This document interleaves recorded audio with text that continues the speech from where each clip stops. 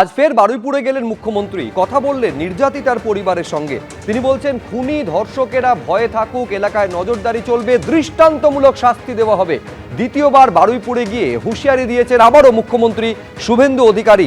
গণপিটুনিতে নিহতের বাড়িতেও গেলেন মুখ্যমন্ত্রী।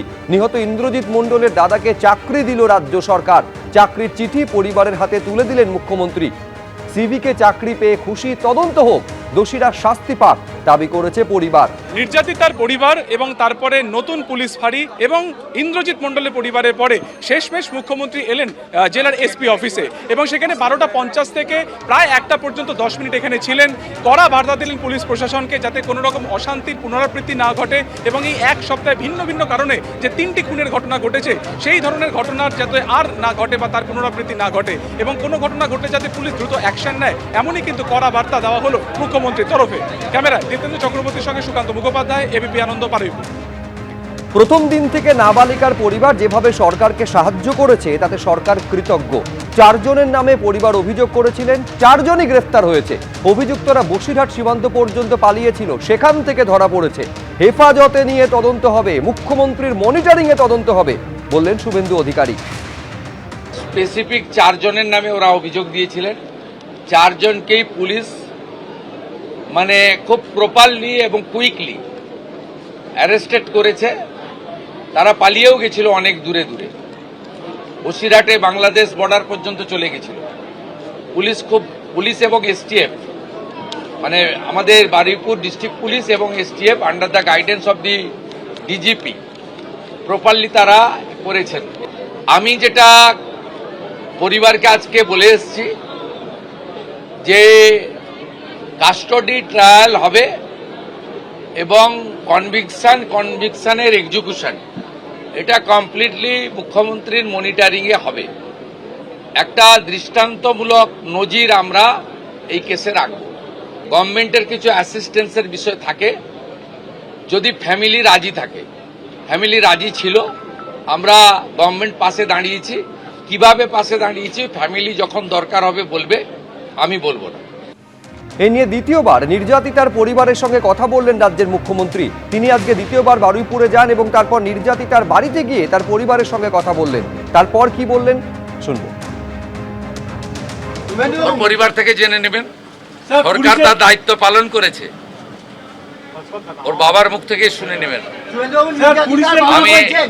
নির্যাতিতার বাবা বলছেন তিনি খুশি, তিনি আপনার সঙ্গে কথা বলে খুশি এবং আমি কৃতজ্ঞ। ওই পরিবার প্রথম দিন থেকে মুখ্যমন্ত্রীকে পুলিশকে সহযোগিতা করছে। আমি কৃতজ্ঞ, কারো উস্কানিতে পা দেয়নি।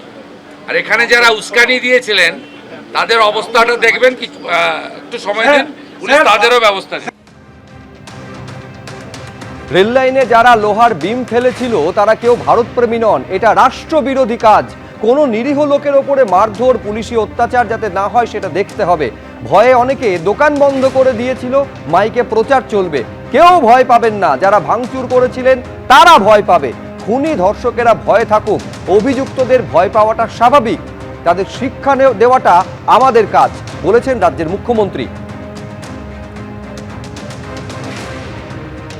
আমি বলেছি ভিডিও ফুটেজ দেখে রেল লাইনে যারা লোহার বিম ফেলছিল তারা কেউ ভারতপ্রেমী হতে পারে না।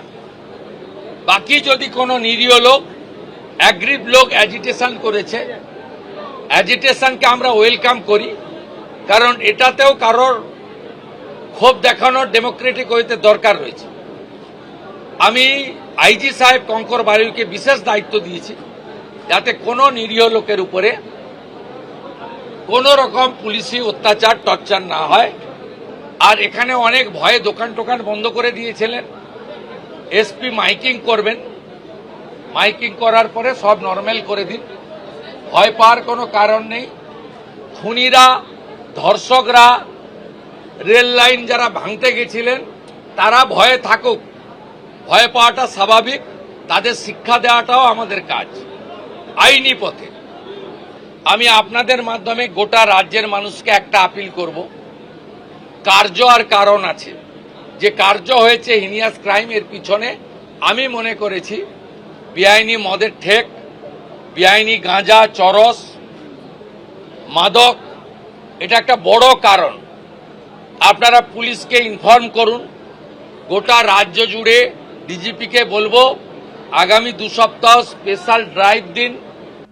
তদন্ত যেভাবে এগোচ্ছে, অভিযুক্তরা যেভাবে একের পর এক ধরা পড়ছে এবং যেভাবে নির্যাতিতার পরিবারকে সুবিচার পাইয়ে দেওয়ার রাস্তায় এগোচ্ছে সরকার, তাতে সন্তোষ প্রকাশ করেছে নির্যাতিতার বাবা। কি বলছেন একবার শুনুন। আর আগে যা বলেছিলেন আউটপোস্ট করা, যা যা কাজ সেগুলো তো শুনেছেন অ্যারেস্ট হয়েছে এখনো পর্যন্ত সবাই সবকিছু সন্তুষ্ট আপনি? না, তদন্ত চলছে। আর যে 4 জন প্রথম থেকেই আমি শুনেছি, ঠিক আছে, বাকি তদন্ত উনি চালাবে। আপনি আপনার একমাত্র মেয়েকে হারিয়েছেন, মুখ্যমন্ত্রী মঙ্গলবার এসেছিলেন, আশ্বাস যেমন দিয়েছিলেন সেই মোতাবেক কাজ হয়েছে বলে সেই মতন কাজ হচ্ছে, সেই মতন কাজ হচ্ছে। একটু সমস্যা ছিল সেটা বলেছি, সেটাকে উনি মাইকিং করে দেবেন। আচ্ছা, আপনি তদন্তে নিয়ে খুশি? আপনি মানে তদন্ত নিয়ে খুশি, তদন্ত নিয়ে খুশি। আপনারা পুলিশি তদন্তে খুশি না অন্য কোনো এজেন্সি চাইছেন? না, খুশি ওটা। এই যে এনকাউন্টার করে প্রভাস মণ্ডলের মৃত্যু হয়েছে, গতকালকেও সিআইডি এসে সেটা তদন্ত করছে, এই গোটা বিষয়টা কি বলবেন? ঠিক আছে, আমি খুশি আছি ওতে। এবিপি আনন্দ, এগিয়ে থাকে, এগিয়ে রাখে।